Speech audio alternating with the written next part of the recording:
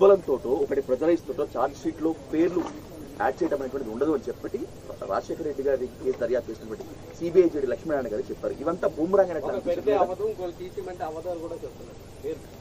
ఇప్పుడు మీరు గమనించాల్సిన విషయం ఏమిటంటే జడి లక్ష్మీనారాయణ గారు ఇప్పుడు ఒక వేరే పార్టీ పెట్టుకున్న వాళ్ళు.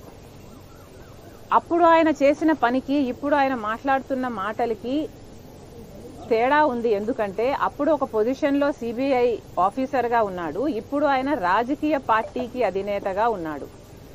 కాబట్టి in the light of the given situation ఎలక్షన్ల నేపథ్యంలో ఆయన చేసిన కమెంట్ రాజకీయం కూడా అయ్యుండొచ్చు.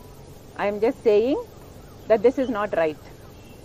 ఆయన అప్పటి పదవిని ఇప్పుడు అడ్డు పెట్టుకొని మాట్లాడడం, అది కూడా ఒక రాజకీయ పార్టీ అధినేతగా మాట్లాడడం తగదు. కనుక నేను పర్సనల్గా I'm not going to give any value or credit to the statement he made. ఇది పక్కన పెడితే మీరు చెప్పిన పొన్నవోలు సుధాకర్ గారు, అసలు ఈయన ఏం లా